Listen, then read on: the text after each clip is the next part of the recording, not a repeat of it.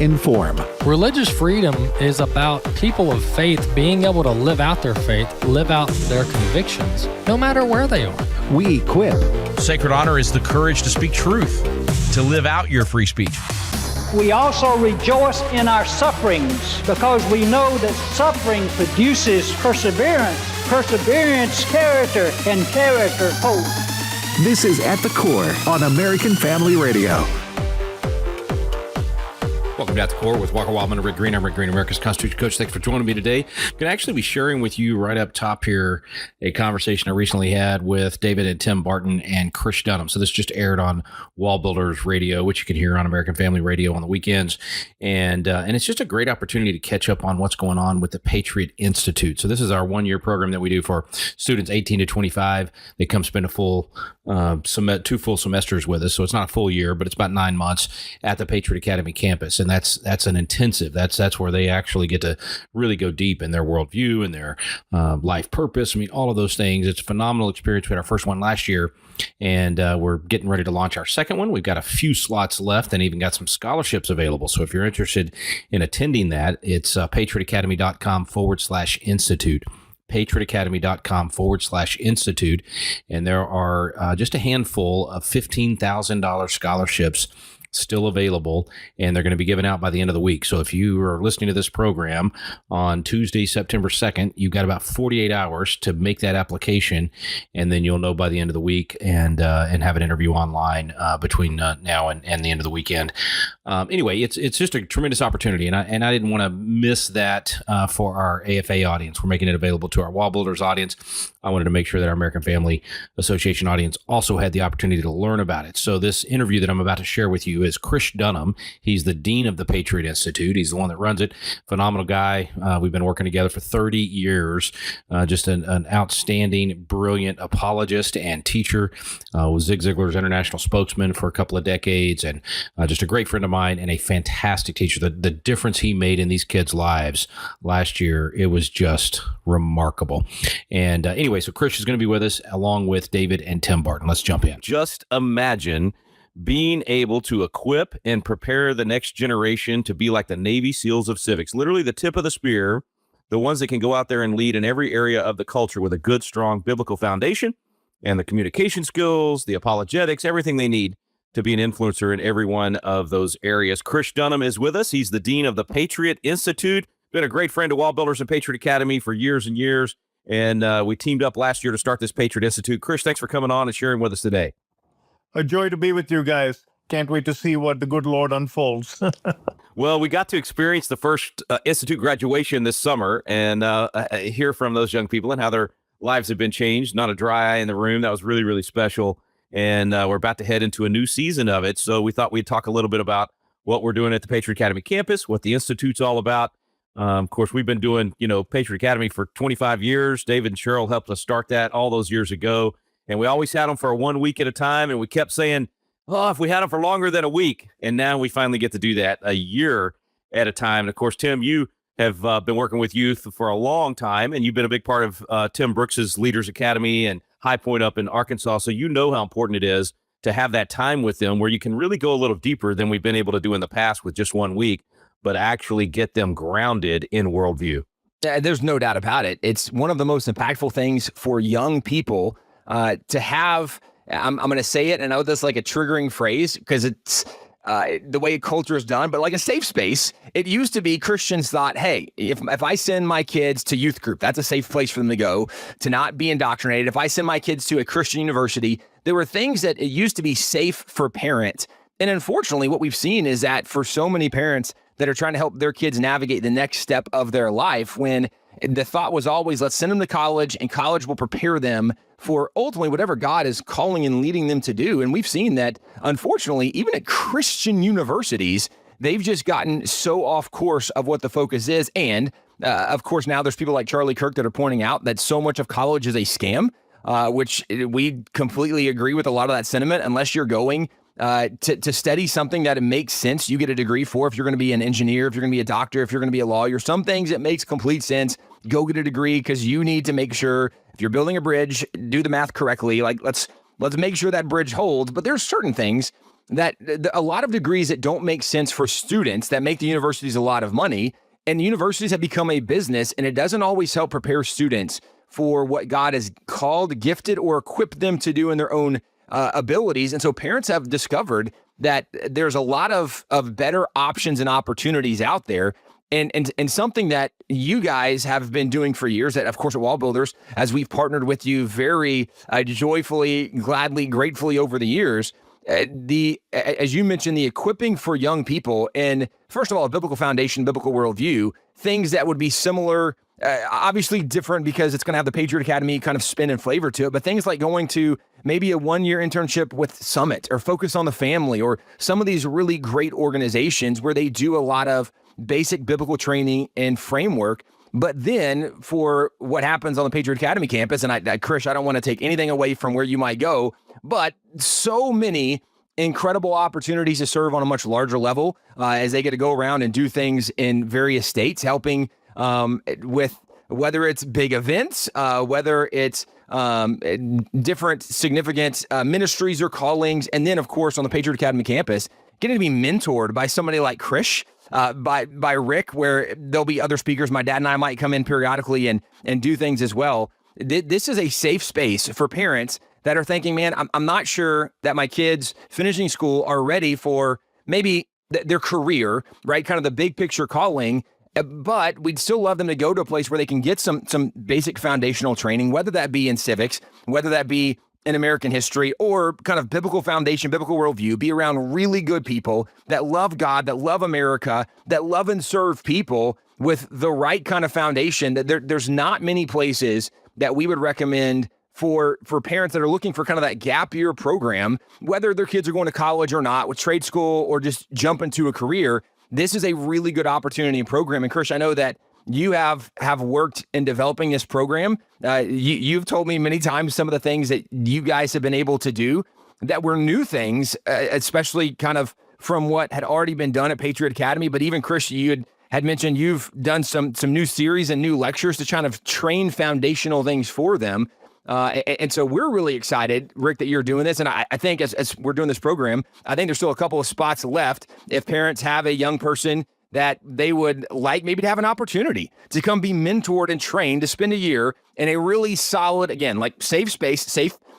I know, again, it's a trigger word, and it's a little relative because if you come here, you're probably going to learn how to shoot a gun because you have constitutional offense, right? So it's a different kind of safe space than what, some people might think. But as far as a biblical moral foundation, this is a different place than where most other opportunities that lie out there. And it's something, again, that we highly recommend. And Krish, I would love to toss to you to let you talk a little bit about this, because you've really developed so much of this program and so many things from thought exercises and experiments where you're challenging students to grow, not just maybe in a biblical or moral foundation, although you certainly do that, but even learning to be critical thinkers on a higher level, which of course is going to help them whatever arena and field they get into, learning to be thinkers. What all have you done in helping develop this program and curriculum? And if parents are sending students, what can they expect their students, their kids to receive if they come? Well, Tim, you had mentioned something early on when you were opening and talked about the gap year, but I want to expand on that as to the kind of person that we're looking for that fills. Usually at the age of 18, 19, whatever these kids' ages are, they have one of three choices. Do I go to college? I don't want to go to college. Or do I put off going to college? My promise to the parents is send them to us for a period of time for that year, and we'll give you back a better kid. So whatever they choose, you'll be proud of. So that's a guarantee. The second component is what we offer. The word university is where a lot of the derivative comes from, but university was meant to be unity and diversity. And you alluded to that it's become a scam now when people go there, and even the secular and the sacred lines have been crossed and people don't have that so-called safe space. But what we want to do is, as Rick pointed out, if these are going to be the Navy SEALs of civics, I want to make sure these kids are so equipped and provide them master's level education. So if they decide to go back into the academy, they're not going to be indoctrinated. They will indoctrinate the professors. I want them to be smarter than the professors. So some of the worldview training that we give, or the early church history, I'm actually breaking it down into segments of saying, okay, 80, 50 to 80, 100. what happened, who were the key influencers before the Council of Nicaea. So these kids have grown up in evangelical homes, but I dissect church history to the point where they are now overwhelmed by the fact of how much they did not know, or how much more there is to know besides Jesus loves me, this I know, for the Bible tells me so. So we want them to be equipped. And then the Socratic method of debating, making sure that they're able to unpack everything. One of the key tenets of the learning that we provided was I introduced them to characters they would always turn away from. This comes from Borum. F.W. Borum once said that if you want the world to be a wide and wonderful place, you need to shun the books you would do everything to read and read the books you would do everything to shun. That's how you know what the other side is up to. So we take them to exercises, and not more than 72 hours goes by between a lecture and them having to regurgitate in practice in class again. So if I'm doing the Reformation, just as an example, I might introduce them to Martin Luther, but I might introduce them to Philip Melanchthon, who they've never heard of, and say, go study him and come and do an assignment on it. So it's baptism by fire. And to a T, all of them said they grew up very quickly because 95% of what they avoided, they now started to embrace, not for the sake that it would either convince them or convict them, but they needed to know what they were debating against. Yeah, so much of that, I remember, David, you telling me 20 years ago, trying to get me to send my kids to Brook Hill and to High Point, and how great Tim Brooks was and all the guys up there. I was like, I don't know if I want to send my kids off up there. And anyway, you were like, man, all three of my kids grew up there. Trust me, these are good people to send them to. And we finally did. And all four of our kids, of course, grew up there as well and went through High Point. And then 3 of the 4 did Leaders Academy for a whole year. And one of the things that stood out to me was that they would come home and say, Dad, did you know? And then they'd repeat something I'd said 100 times. But they heard it from someone else that came in with authority and with the foundation. And so they came home more convicted, more stronger, a better foundation. And it had such an impact on us. So I think, Tim, you alluded to this earlier. There's Summit, there's Leaders Academy, there's all these one-year programs now developing. Leaders is 40 years old. It was really an originator of this. And we've sent so many kids there and still sending kids there. I think this is the wave, David. I think this is the new way for parents to be able to, like Tim's saying, have a place they can trust is going to equip their kid, and for the young people to be able to find like-minded folks, but in an environment where they're going to be challenged and sharpened. And so I just think we're on the tip of the spear. We're at the tip of the spear of the best way to educate and equip leaders of tomorrow. What do you think? Okay, Rick, I'm going to answer your question by asking the question. And this is something I've been thinking about for the past year or two and trying to figure out exactly where we fit in what God's doing and what God is doing, and trying to know exactly the times and where we need to be. And so with that framework, I go back and say, okay, in American history, have we had, let's say, revivals? Start naming revivals you can think of in American history. What do you got? Well, the Great Awakenings, Okay. first and second Great Awakenings. Azusa Street. Yeah, Azusa Street. We're both thinking the same thing there. The Pensacola. There were the tent revivals, turn of the century revivals. Yeah. There's been a lot of movements, because even like Billy Graham kind of era, that's after the tent revival kind of stuff. But obviously there's big movements. It would be, I think, and I'm not trying to get in the weeds on this, Dad, but I think we probably could pick some very noted ministers since the beginning of America that God used their ministry in significant ways. And sometimes you see it reflected on the broader culture, and sometimes it's more regional. But I think there's probably far more of those revival type movements, and by revival, not like weekend revival, more of cultural impact things, certainly that most people recognize. Hold that thought, folks. We'll jump right back into that interview with David and Tim Barton and Chris Dunham when we come back from the break. Just a reminder, this is about the Patriot Institute. You can learn more at patriotacademy.com/institute, the one-year program at the Patriot Academy campus. It is the epitome of all that we do at Patriot Academy. All our Constitution classes, our leadership training, our pastors training, our legislators trainings, our youth training, all the different things that we do, from worldview to really learning what your purpose is, to communication skills, all of it in depth for a year at the Patriot Academy campus. Nothing like it. And we've got $15,000 scholarships available, just a handful of them remaining. They're going to be given out by the end of the week. If you're interested in that, go to patriotacademy.com/institute. We'll be right back on At the Core with Walker Wildmon and Rick Green.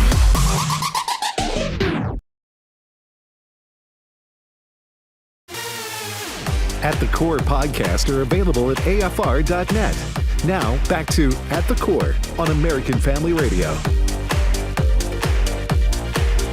Welcome back. Thanks for staying with us here on At the Core with Walker Wildmon and Rick Green. I'm Rick Green, America's Constitution Coach. I appreciate you staying with me.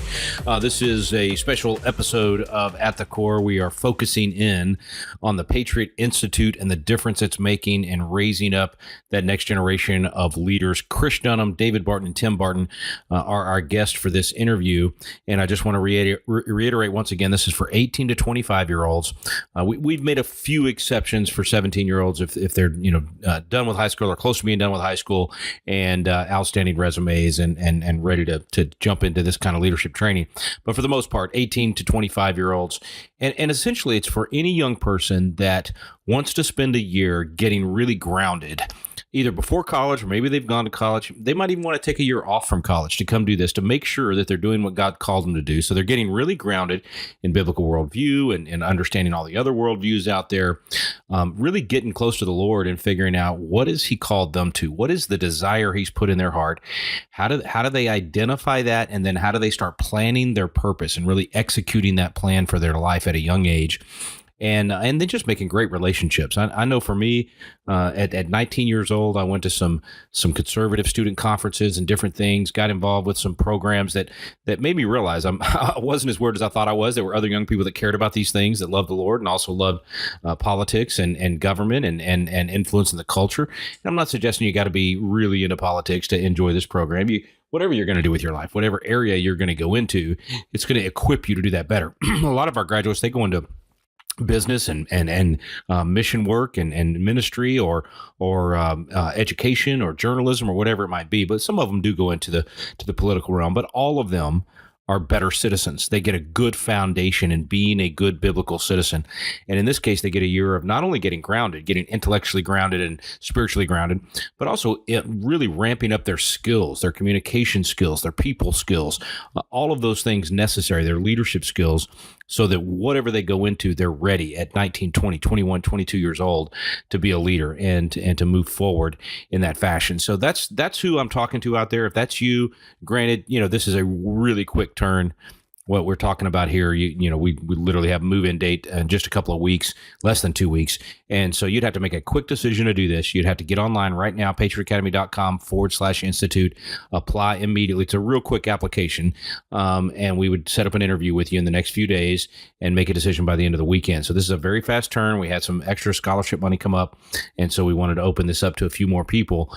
But it may be that you're hearing this and there's no way for you to make that quick of a turn, but maybe for next year, maybe fall of 2026 would be the time for you to come to this. And so that's fine too.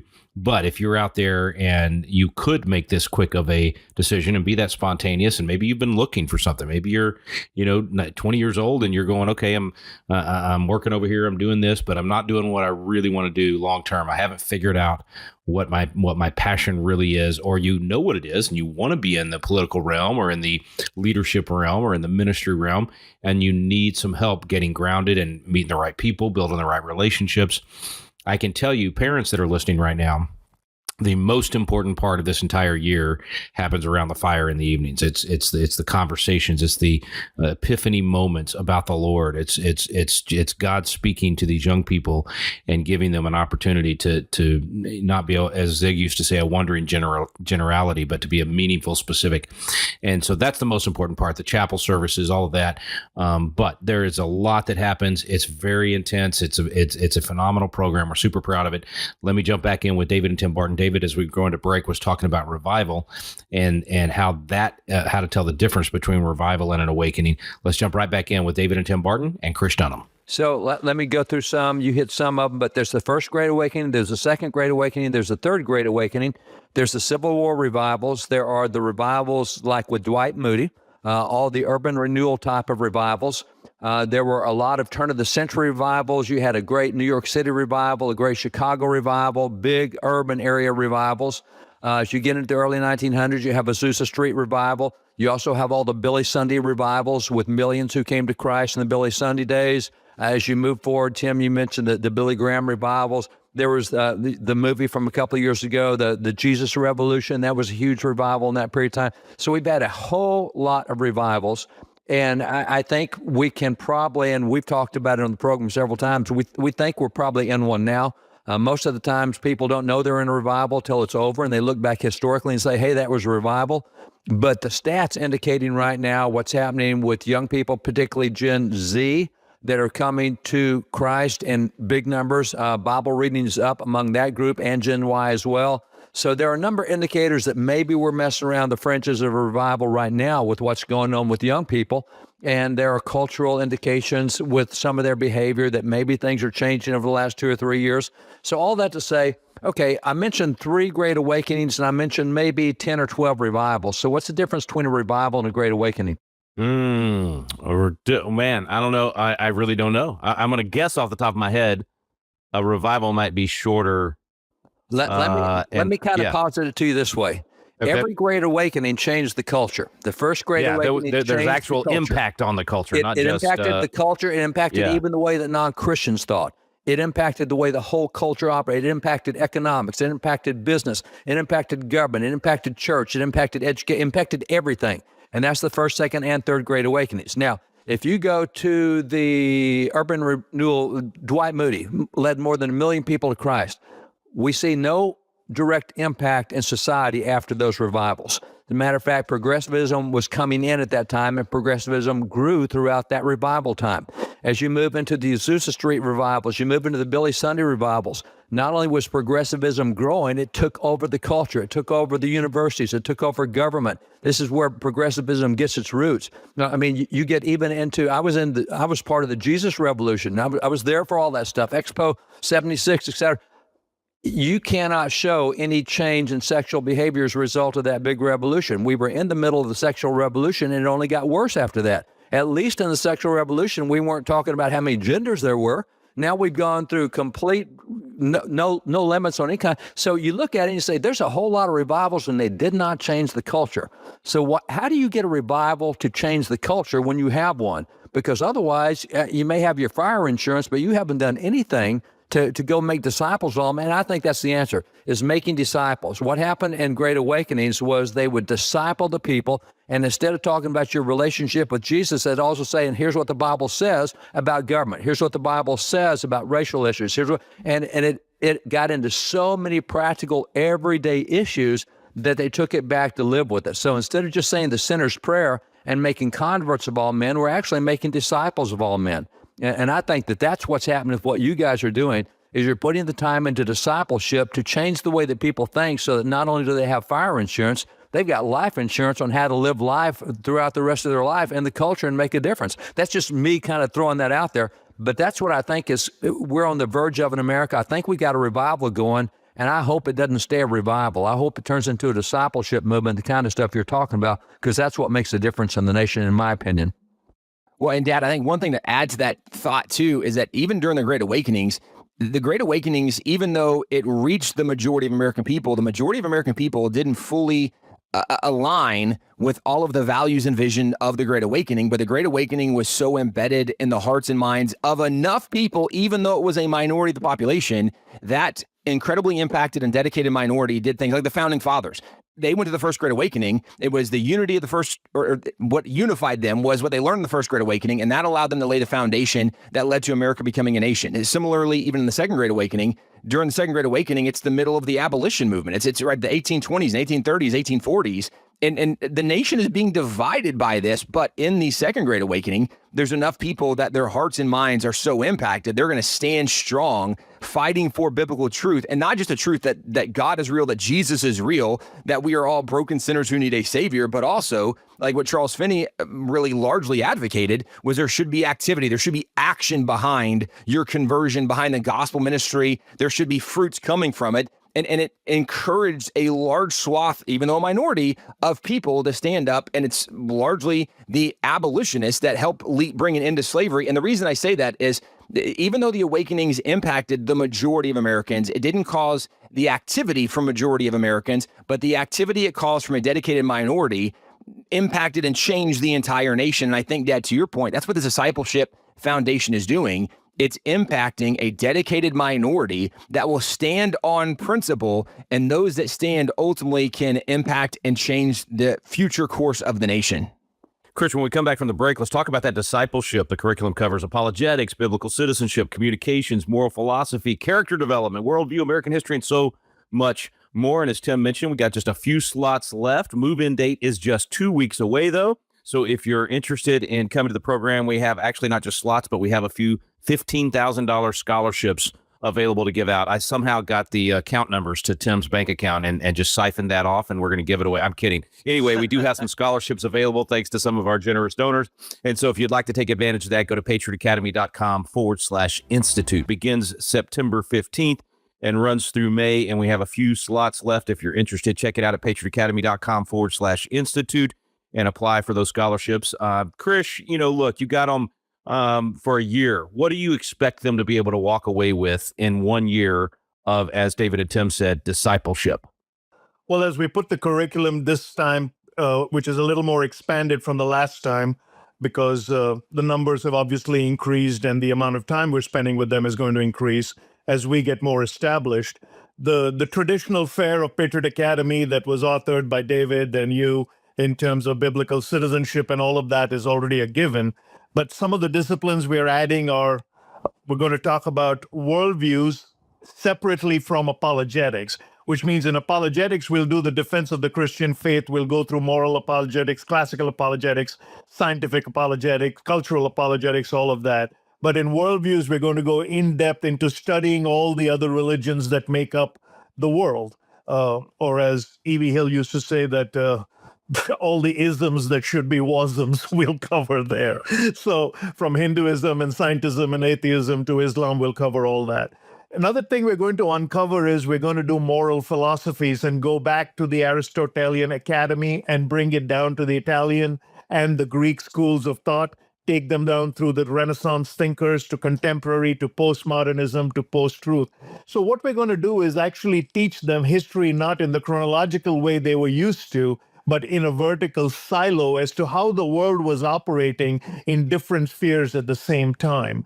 So they're going to understand philosophy and worldviews and religion going vertically across the globe, and will understand why different people are different ways. And that's just my globalist perspective I'm bringing to them, saying that we have a unique chance to tell them why America is unique in all of this great experiment. I've lived overseas. I came to America as a youngster. I mean, nothing to my name. But what I share with them is, as I travel around the world, the American story is exceptional, not because of its what we know is it's exceptional, but if you look at it from a global perspective, America is the youngest of all civilizations out there now. I mean, most of our antiques are plastic, and yet it's made such a great impact on history. And why is this unique thing? And I attribute it to a biblical identity that America had that somehow made her morally good in the declarations that she provided. Because every other worldview was convoluted when they tried to create geography and their own versions. India I grew up in is a republic, but India is a very different republic than America as a republic, because India had a 5,000 history that they had to bring pieces together. And America's uniqueness was just that biblical foundation. They didn't waver from that, as I have since learned in my journey with you guys through David and his teachings. So, David, part of the effectiveness of a student has to be not just the intellectual knowledge, but the practical skills, the speaking skills, the relationship skills, the things that the relationships that they'll build with others as well. And I talked to a guy the other day. I was asking him, he does coaching and mentorship, and I said, how do you pick good mentors? How do you find people that can instill these things? And he said, well, the most important thing is to find a good mentee. You got to find students that are ready for the master to show up. David, do you think this generation, do you see the same hunger for righteousness and hunger to make a difference? I mean, you've been doing this a while. You've watched the culture crumble and now begin to be rebuilt. Do you see a generation, or at least the leaders of the next generation that we're hoping to train, that's ready for us to pass the torch to them? I'll tell you, I think there's something unique there. And this came out maybe 10 years ago when we did the book, This Precarious Moment. Jim Garlow and I did that book, and it was kind of, here we are in America, and this is really important time where we are. And one of the things that came out in polling, and as you know, George Barnes is a really good friend, and so we keep up with polling, ask polls, how polls done, commission polls. And the thing that came out at that point 10 years ago with what was the rising generation, and your Gen Y was much younger back then, and your Gen Z was really young, was in both Gen Y and Gen Z, that's the first time in polling history, about 120 years, been doing polls since the 1900s, first time in polling history that we found a generation that was willing to be mentored by someone much older than them. Most generations want to hang with their own friends. They want to hang out with people. And suddenly, these guys said, we don't care what age you are, if you can get us the information, if you show the relationship, if you'll have the genuine interest in us, we'll listen to whoever you are. And I thought that at that point in time was the start of what could be a genuine revival and great awakening, because what happened with the Founding Fathers, these young guys had older guys mentoring them. And we went through the 60s and 70s and the 80s where age was everything. You're the wrong generation. You can't tell me anything. You don't know what I'm going through. I'm all different. And, suddenly we're back now to a couple of generations in polling that don't care what your age is. They want to learn from someone who's got something to offer. And I think that what happens right now, this is the perfect time for what you guys have, what you're setting up, because the experience that comes from people who've already been through the fight, been through the generations, the things that an old special forces guy can teach a young special forces guy. I mean, that's the kind of stuff you want, and that's the kind of stuff that's important. And I think that that's a difference with this generation and perhaps this revival we're going through now. I think we have the opportunity to turn it into a great awakening through that capability of teaching younger people from people who've already been there and already learned it.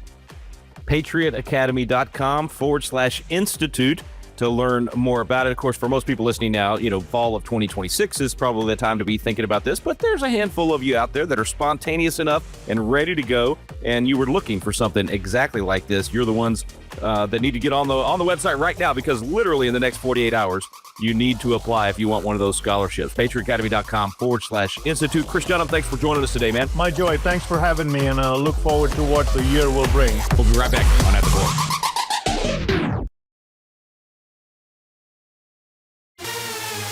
At the Core podcasts are available at AFR.net. Now, back to At the Core on American Family Radio. Welcome back at the Core with Walker Wildmon and Rick Green. I'm Rick Green, America's Constitution Coach. Thanks for staying with me for my final segment today. I got a special treat for you. Now, don't forget what I've been talking about with this Patriot Institute, because this is a huge opportunity. So if you want to take advantage of that, you got to go to the website right now, patriotacademy.com/institute. Few scholarships left to give out. Those are $15,000 a piece. Covers all of your lodging, all of the tuition, all of that.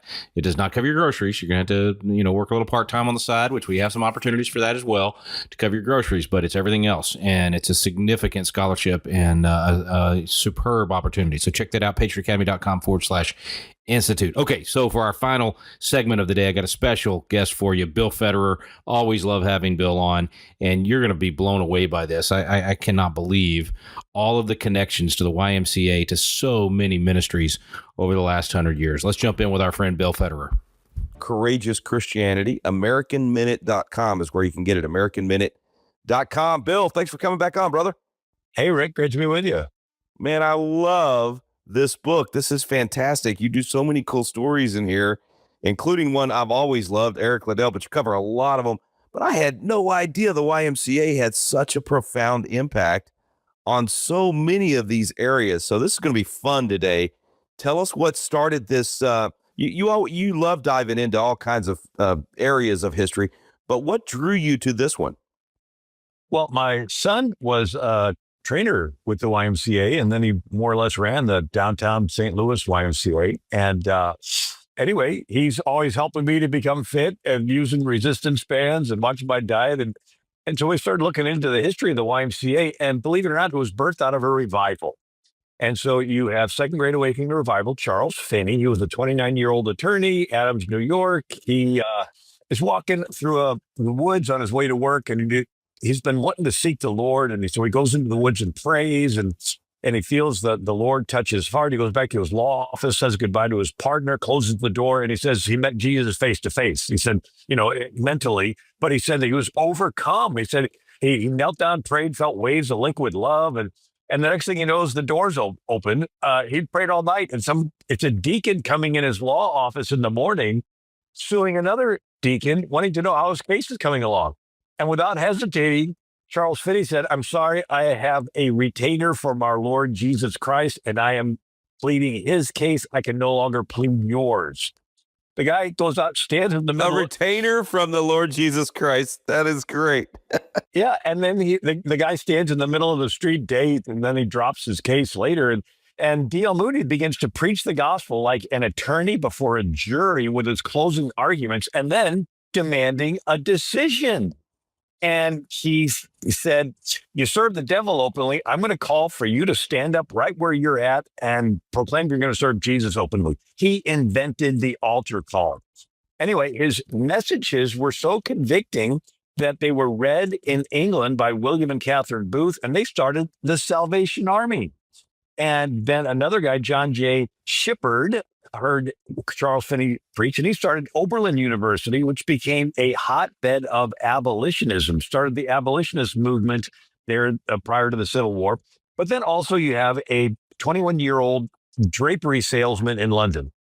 His name is George Williams. He started the International Red Cross. Henry Dunant. The message was Christianity is not just listening to sermons, you got to do something. And so there's a battle between Italy and France. Thousands die, and Henry Dunant's hearing their groans at points he's walking across the battlefield. I said, we need an organization that'll take care of wounded guys, no matter whose side they're on. And then, of course, you had Clara Barton helping Henry Dunant. She starts the American Red Cross. And then you have this somebody that went to Charles Finney's church in New York, the Broadway Tabernacle. His name is Jeremy Lanthier. And so in 1857, there's an economic downturn. Jeremy Lanthier puts a sign in front of his little shop that says, "Come in at noon and pray." And maybe a half a dozen guys come in. Next week, a dozen. Next week, 50. Next week, 100. Till pretty soon, thousands. And then it spreads to other cities, from New York to Boston, Philadelphia, all the way to L.A., San Francisco. And nobody's organizing it. It's called a layman's prayer revival. And in Chicago, you have a 21-year-old shoe salesman named Dwight L. Moody. And he gets on fire for the Lord. He goes down and he becomes a volunteer, a quote-unquote city missionary for the YMCA in Chicago. And, dumping the trash, cleaning the bathrooms. But he sees an abandoned saloon. And so he decides to start a Bible school class for inner city kids. He can barely read. A guy visits there named William Reynolds, and he said he saw D.L. Moody holding a black boy reading the prodigal son story, and he couldn't even pronounce the words. And what Reynolds said is, God can use that guy. He can use anybody. Well, D.L. Moody he wasn't very educated, but he could recruit people. So within a year, he had 60 people teaching 600 kids. The next year, 1,000 kids. The next year, Lincoln gets elected president, and Lincoln goes from Springfield, Illinois to Chicago, Illinois, and he stops off at D.L. Moody's Sunday school class and sits there in the little desk with all the other kids. And then after the class, D.L. Moody says, "Mr. President, is there anything you want to tell these kids?" He goes, "Yes, I started off as poor as any one of you in this room. And if you do what that man tells you, someday you might be president." And so D.L. Moody, during the Civil War, Lincoln asks for volunteers. 5,000 YMCA volunteer to be medics and chaplains, and D.L. Moody is one of them. And the U.S. Army didn't have all the infrastructure. In the YMCA, they had all the, coffee wagons, and they would have all the R&R and all the prayer meetings in the tents. And then afterwards, D.L. Moody becomes an international evangelist, and through his schools and everything, reaches probably 100 million people. Meanwhile, the YMCA, Carter Woodson, he starts the Negro Heritage Week that turns into, you guessed it, Black History Month. The Black History Month came out of the YMCA. And then you have Billy Sunday. He is a Chicago White Stockings baseball player, right? This is before the White Sox. It's called White Stockings. And he's coming out of a bar downtown Chicago, hears some singing from the Pacific Guard Mission, their gospel songs, because his dad died, his mom raised him, and she used to sing these songs. He listens, and of course, he sees a pretty girl. He starts finding out what church she goes to. He goes there. The dad won't let him date because athletes, when their body wears out, they become ne'er-do-wells. They didn't get paid the big paychecks as they do today. But the father finally lets him get married, and his wife gets him involved in the YMCA, and he becomes a Bible teacher there. Well, guess what? He launches to an evangelism ministry. His wife organizes it, and they just invented radio.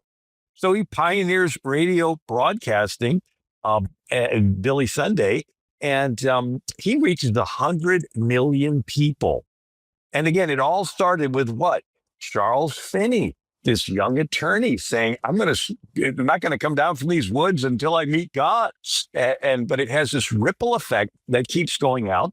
And of course, who attended a Billy Sunday crusade? Billy Graham, when he was a young boy. And then he reaches like 200 million people. But the power of one person committed their life to Christ.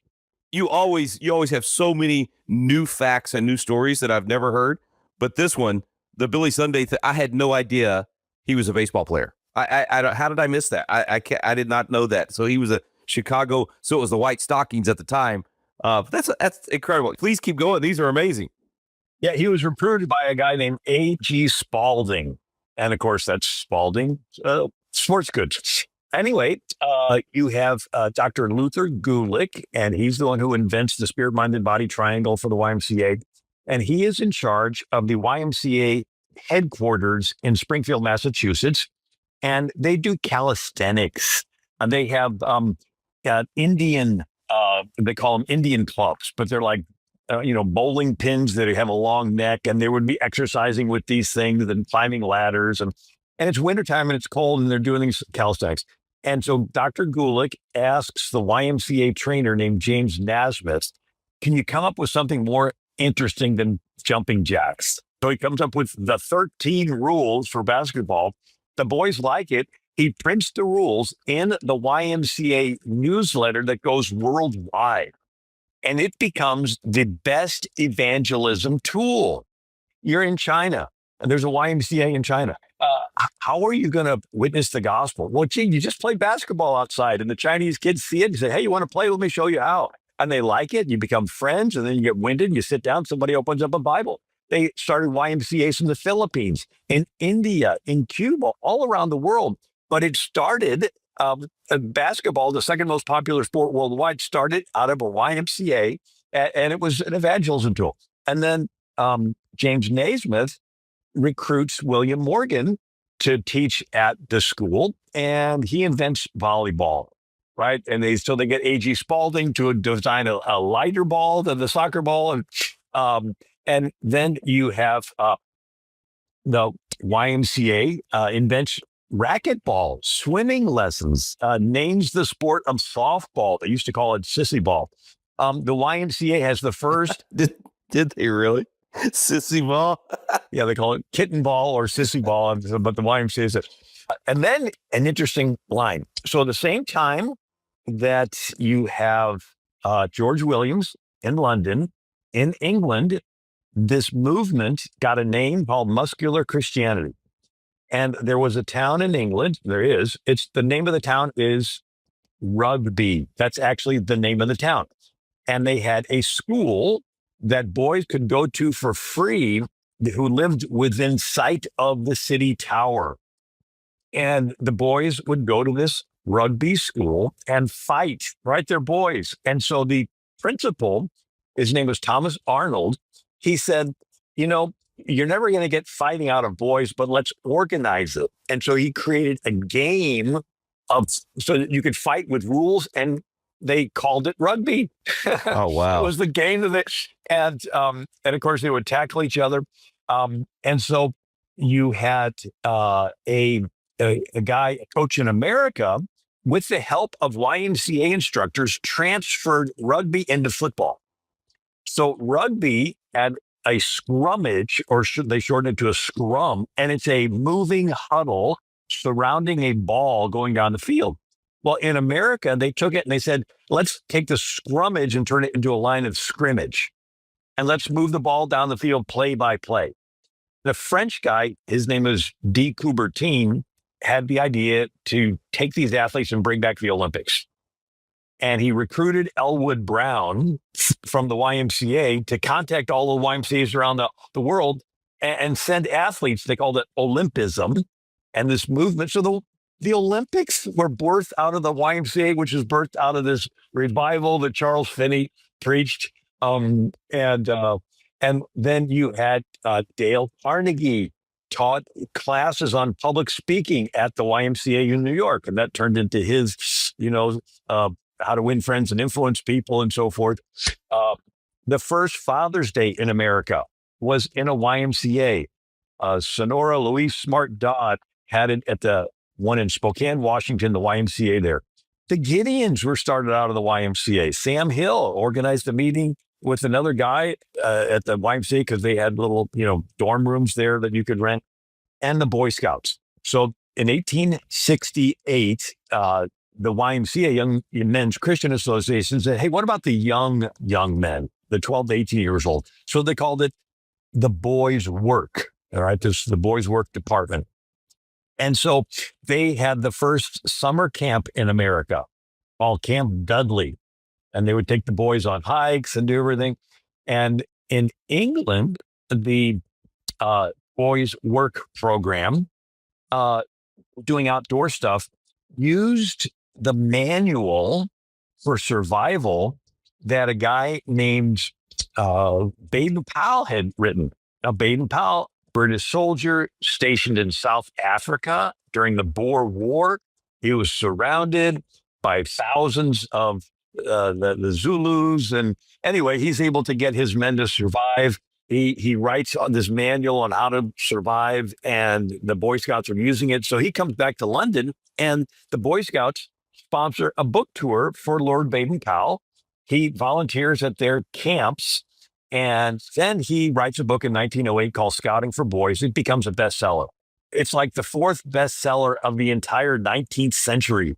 Scouting for Boys. It goes through all these different editions. But the Boy Scouts came out of the YMCA, which came out of George Williams, this young guy in London who read Charles Finney's sermons.